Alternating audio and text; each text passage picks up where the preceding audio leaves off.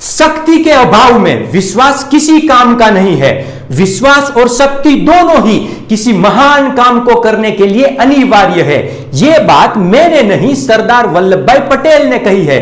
नमस्कार दोस्तों, मैं राहुल बगिया, मोटिवेशनल स्पीकर, बिजनेस कोच, स्वागत करता हूं आपका। और आज बात करूंगा हमारे देश के लौह पुरुष सरदार वल्लभ भाई पटेल के बारे में। एक ऐसे एकलौते व्यक्ति जिसको सरदार की उपमा मिली, एक ऐसे एकलौते व्यक्ति जिसको लौह पुरुष कहा गया। असली लौह पुरुष तो सरदार वल्लभ भाई पटेल थे। ये जो मूवी में दिखा रहे हैं ये तो सब नकली लौह पुरुष होते हैं। एक ऐसे एकलौते व्यक्ति जिसकी इस दुनिया में सबसे बड़ी प्रतिमा बनी, द स्टैच्यू ऑफ यूनिटी। आपको क्या लगा कि वल्लभ भाई पटेल में से सरदार वल्लभ भाई पटेल बनने की यह जर्नी इतनी आसान रही होगी? नहीं मेरे दोस्त, ये सम्मान इतनी आसानी से नहीं मिला। सरदार वल्लभ भाई पटेल ने इस देश के लिए वो काम किए हैं जो काम किसी मामूली व्यक्ति के बस की बात नहीं थी। तो सबसे पहले शुरुआत करते हैं वल्लभ भाई के बचपन से। तो 31 अक्टूबर 1875 में गुजरात के नडियाद में वल्लभ भाई का जन्म हुआ। और वल्लभ भाई के पिता जवेर भाई वो बड़े ही साहसी, संयमी और वीर पुरुष थे, क्योंकि वल्लभ भाई के पिता जवेर भाई ने 1857 में झांसी की रानी लक्ष्मीबाई की सेना में रहकर अंग्रेजों के सामने युद्ध भी किया था। तो हम यह कह सकते हैं कि यह सूरवीरता, यह शौर्य, यह हिम्मत, ये सभी चीजें जो है वल्लभ भाई को विरासत में ही मिली थी। अच्छा, जब वल्लभ भाई छोटे थे तब उसके भविष्य के जीवन के कुछ लक्षण उसके बचपन से ही दिखने लगे थे। कैसे? जब वल्लभ भाई स्कूल में थे तब ही उन्होंने वहां पर एक शिक्षक के विरुद्ध, एक टीचर के विरुद्ध जो था वो आंदोलन शुरू कर दिया। क्यों आंदोलन शुरू कर दिया?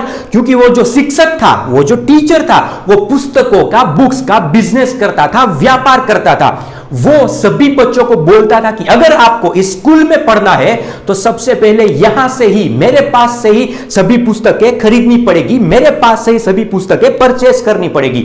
आप सभी लोग बाहर से कोई भी पुस्तकें नहीं ला सकते। तो यह बात जो थी वो सरदार वल्लभ भाई पटेल को कुछ हजम नहीं हुई और उन्होंने उस शिक्षक के विरुद्ध आंदोलन खड़ा कर दिया। बहुत बड़ा आंदोलन हुआ। 5-6 दिनों तक यह आंदोलन चला। 5-6 दिनों तक वो जो स्कूल थी वो भी बंद रही। अंत में वल्लभ भाई की जीत हुई और वो शिक्षक को जो था वो झुकना पड़ा। तो ऐसे तो अनेक रोचक किस्से हैं जो वल्लभ भाई के बचपन से निकल कर आते हैं। बहरहाल इसके बाद समय जाते जाते 1897 में वल्लभ भाई ने मैट्रिक की परीक्षा पास की। मैट्रिक मतलब 10वीं कक्षा, आज का 10th स्टैंडर्ड, उस वक्त जो है उसको मैट्रिक बोलते थे। इसके बाद सन 1900 में, आई थिंक सन 1900 में वल्लभ भाई ने वकीलात की एग्जाम पास करके वहां के जो गोधरा जिला था गुजरात का, वहां से ही वकालत का अभ्यास जो था, वकालत की प्रैक्टिस जो थी वो शुरू कर दी। अच्छा, गोधरा में वकालत की प्रैक्टिस करते करते वो इतने फेमस हो चुके थे, इतनी उन्होंने अपनी पॉपुलैरिटी जो थी वो बढ़ा ली थी कि सब लोग वल्लभ भाई पटेल को एक आदर्श मानते थे। पर फिर भी यहां पर देखिए, वल्लभ भाई पटेल इतने से खुश नहीं थे। उसको लंदन जाकर बैरिस्टर की डिग्री जो थी वो हासिल करनी थी और इसीलिए 1910 में वल्लभ भाई लंदन के लिए रवाना हुए बैरिस्टर की डिग्री हासिल करने के लिए। बैरिस्टर की डिग्री जो 36 महीने का कोर्स होता है, 3 साल का, वो कोर्स वल्लभ भाई ने सिर्फ 30 महीने में पूरा कर दिया और पहले नंबर के साथ जो है वो उत्तीर्ण हुए। इसके बाद 13 फरवरी 1913 को वल्लभ भाई फिर से भारत वापस आए और अहमदाबाद में ही स्थायी हुए। अहमदाबाद में थोड़ा समय काम करने के बाद फिर से वल्लभ भाई वहां पर आजू बाजू के जो एरिया थे अहमदाबाद का, वहां पर फेमस हो गए। अहमदाबाद के आजू बाजू का जो एरिया था, यहां पर वल्लभ भाई की छवि एक क्रांतिकारी के रूप में एज वेल एज एक सेवाभावी व्यक्ति के रूप में सभी लोगों के सामने उभरी। और इसके बाद क्या था, वल्लभ भाई जो थे वो अहमदाबाद म्युनिसिपल कॉर्पोरेशन एएमसी जो है उसमें चेयरमैन के पद पर नियुक्त किए गए। और यहां से शुरू होता है वल्लभ भाई पटेल का राजनीतिक सफर। और इसके बाद सन 1917 में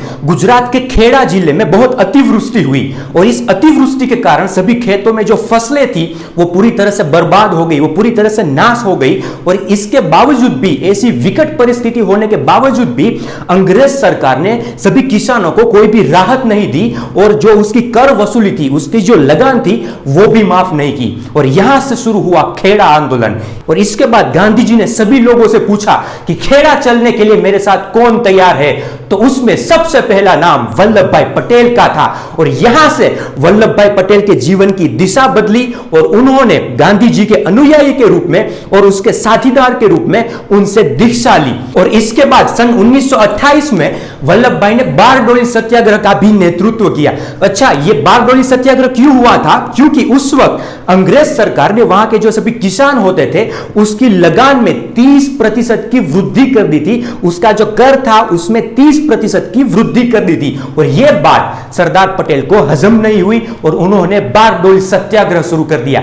यह बारडोली सत्याग्रह को कुचलने के लिए अंग्रेज सरकार ने बहुत मेहनत की, बहुत मेहनत की। वल्लभ भाई पटेल को जेल भी जाना पड़ा, पर फिर भी यहां पर वल्लभ भाई पटेल ने पीछे हट नहीं की। इसके बाद वल्लभ भाई पटेल की जीत हुई, अंग्रेज की हार हुई और वो जो कर वसूली 30% थी वहां से घटाकर 6% तक ले आए और इस तरह ये बारडोली सत्याग्रह था वो भी सफल हुआ। इसके बाद बारडोली के आसपास की जो सभी महिलाएं थी उन्होंने वल्लभ भाई पटेल को सरदार की उपमा दी, उन्होंने वल्लभ भाई पटेल को सरदार से नवाजा।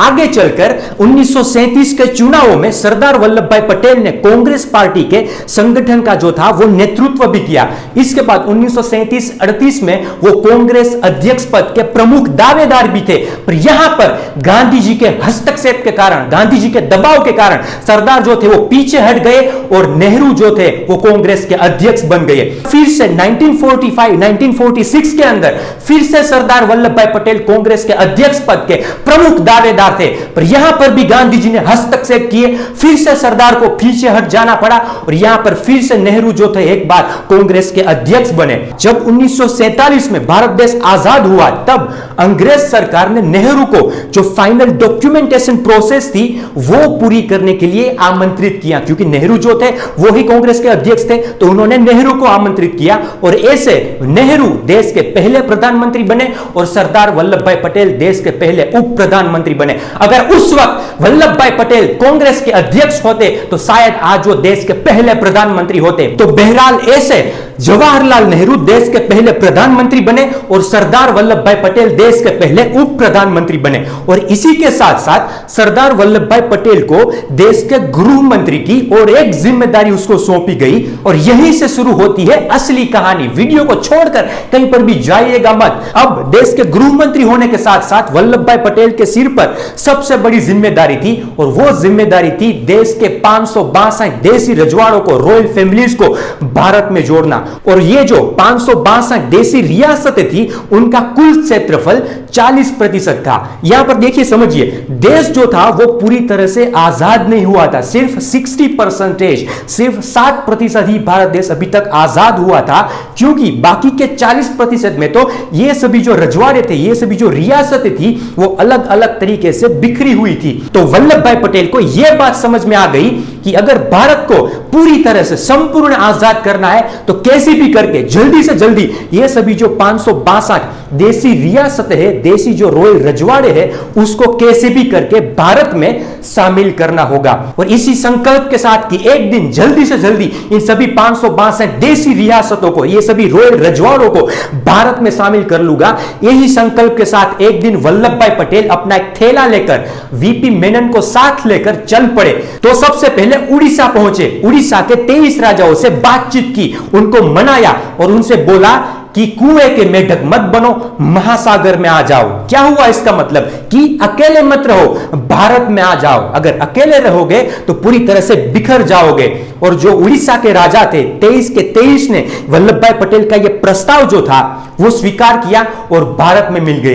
इसके बाद वहां से विजय हासिल करके वल्लभ भाई पटेल पहुंचे नागपुर। नागपुर के 38 राजाओं को मनाया। वो 38 के 38 राजा सभी ने वल्लभ भाई पटेल का जो ये प्रस्ताव था वो स्वीकार किया और भारत में मिल गए। इसके बाद वल्लभ भाई पटेल पहुंचे काठियावाड़, गुजरात। गुजरात का ये जो सौराष्ट्र इलाका है, सौराष्ट्र एरिया है, उसको काठियावाड़ बोलते हैं। और यहां पर गुजरात के काठियावाड़ में कुल छोटी मोटी मिलाकर 250 रियासतें थी, 250 रॉयल फैमिलीज थी। और यहां पर सरदार ने 250 सभी देशी रियासतों को, सभी रॉयल फैमिलीज को मनाया और भारत में जोड़ा। इसके बाद सरदार पहुंचे मुंबई। वहां के जो आजू बाजू के जो राजा थे उन सभी से मिले और उसकी राजनीति भी अपने थैले में डालकर चल बसे। अब सरदार का नेक्स्ट टारगेट था पंजाब। पर पंजाब के इस फरीदकोट में जो उसका राजा था वो थोड़ा आनाकानी कर रहा था। तो सरदार वल्लभ भाई पटेल ने अपने जेब में से लाल पेंसिल निकाली, फरीदकोट के नक्शे पर रखी और उनके राजा से पूछा कि क्या मर्जी है। और यह सुनते ही उसका जो राजा था वो पूरी तरह से कांपने लगा और कुछ ही घंटों में जो फरीदकोट पूरा था वो भारत में शामिल हो गया। तो ऐसे देखते ही देखते थोड़े समय में लगभग सभी रजवाड़े भारत में मिल चुके थे, पर अभी भी सिर्फ 3 रजवाड़े, जूनागढ़, कश्मीर और ये हैदराबाद जो थे वो किसी बात से मानने के लिए तैयार नहीं थे। अब ये जूनागढ़, कश्मीर और हैदराबाद ये 3 रजवाड़े जो थे वो मान नहीं रहे थे। तो सबसे पहले सरदार ने टारगेट बनाया जूनागढ़ को, और जूनागढ़ में अपनी भारतीय पूरी सेना जो थी वो वहां पर लाद दी। पूरी भारतीय सेना जो थी वो जूनागढ़ में भेज दी और वहां का जो नवाब था वो पूरी तरह से घबरा गया, वो पूरी तरह से बौखला गया और भागकर पाकिस्तान चला गया। इसके बाद ऐसे ही जूनागढ़ जो है वो भारत में मिल गया। इसके बाद अब बाकी थे हैदराबाद और कश्मीर। तो हैदराबाद को अपने में मिलाने के लिए जो वहां का निजाम था वो भी नहीं मान रहा था। वो भी हैदराबाद का क्षेत्रफल और हैदराबाद की जो विरासत थी वो बहुत बड़ी होने के कारण वो उसको वहां का निजाम उसको हैदराबाद को एक स्वतंत्र अलग राज्य बनाना चाहता था। पर वल्लभ भाई को यह बात मंजूर नहीं थी, क्योंकि वल्लभ भाई देश को एकजुट करने में मानते थे, देश को अलग करने में नहीं। और इसलिए वहां का निजाम जो था वो माना नहीं। तो वल्लभ भाई ने वहां पर भी भारतीय सेना भेज दी। भारतीय सेना वहां पर 3 दिन तक रही। जो पूरा हैदराबाद पैलेस था उसको घेर लिया चारों तरफ से, पर एक भी गोली नहीं चली और एक भी बूंद लहू की नहीं गिरी। 3 दिन के बाद वहां का जो निजाम था उन्होंने अपने आप को सरेंडर कर दिया और ऐसे हैदराबाद भी भारत में मिल गया। अब बाकी था सिर्फ कश्मीर। कश्मीर की बाबत पर जब भी वल्लभ भाई कोई भी नया एक्शन लेने की सोचते थे तो जवाहरलाल नेहरू उसे यह कहकर रोक देते थे कि यह जो है कश्मीर वाला मुद्दा वो इंटरनेशनल इश्यू है, हमें इसमें जो है कोई भी एक्शन नहीं लेने चाहिए, हमें इसमें कोई भी स्टेप नहीं लेने चाहिए। और ये सब जब बातचीत चली रही थी तभी सन 1950 में इस देश के लौह पुरुष सरदार वल्लभ भाई पटेल का निधन हो गया। आज मुझे अफसोस है कि अगर सरदार वल्लभ भाई पटेल 2-4 साल और जीवित रहते तो ये कश्मीर का मुद्दा जो है कब से सॉर्ट आउट हो चुका होता, ये कश्मीर का मुद्दा, कश्मीर का प्रश्न कब से हल हो गया होता। आज सरदार पटेल जैसे वीरों के कारण ही हम सब लोग जो है वो एकजुट है।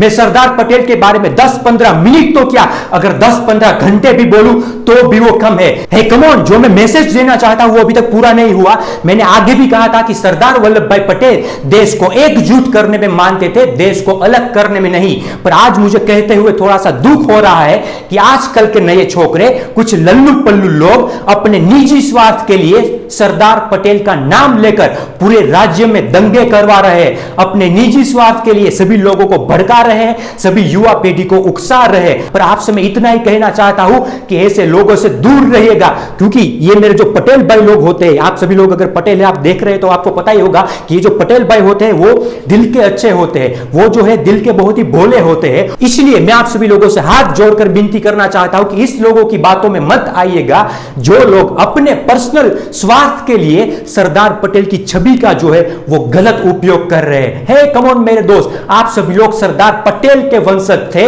और सरदार पटेल देश को एकजुट करने में मानते थे, देश को अलग करने में नहीं। और ऐसे लोग जो है वो इस पूरे समाज में धर्मवाद, जातिवाद का दंगल फैला रहे हैं, इसलिए ऐसे लोगों से दूर रहिएगा। और अगर आप सभी लोग ऐसे व्यक्ति का साथ देंगे तो सरदार वल्लभ भाई पटेल की आत्मा को भी बहुत दुख पहुंचेगा, उसको भी बहुत चोट पहुंचेगी। वो भी यही बोलेंगे कि मैंने मेरे देश को एकजुट करने में मेरी पूरी जिंदगी खपा दी और ये सभी लोग जो है आज मेरे ही नाम पर देश को जो है वो अलग कर रहे हैं, समाज में जातिवाद, धर्मवाद का जो दंगल है वो फैला रहे हैं। इसलिए फिर से आप सभी लोगों से हाथ जोड़कर प्रार्थना करता हूं, ऐसे लोगों से दूर रहिएगा, आप सरदार पटेल के वंशज हैं। फैला दीजिए इस वीडियो को अपने सभी social media platform Facebook, WhatsApp और इंस्टाग्राम पर। इस वीडियो से इस देश का और इस पूरे दुनिया का कोई भी मेरा पटेल भाई इस वीडियो से वंचित नहीं रहना चाहिए। सरदार पटेल की जीवन की असली कहानी आप सभी लोगों तक पहुंचाने की जिम्मेदारी मेरी थी और इस वीडियो को सभी के मोबाइल में पहुंचाने की जिम्मेदारी आपकी है। आज के इस वीडियो में बस इतना ही, मिलेंगे फिर से एक नए वीडियो के साथ। तब तक के लिए आपका और आपके परिवार का ख्याल रखिएगा। इस लर्निंग पर यहां पर जो है वो इन्वेस्ट कीजिएगा। अगर चैनल पर नए हैं तो चैनल को सब्सक्राइब करना मत भूलिएगा और अगर वीडियो अच्छा लगा तो उसे शेयर करना भी मत भूलिएगा। मिलेंगे फिर से एक नए टॉपिक के साथ, तब तक के लिए take very good care of yourself, stay healthy, stay fresh. Thank you very much and bye bye.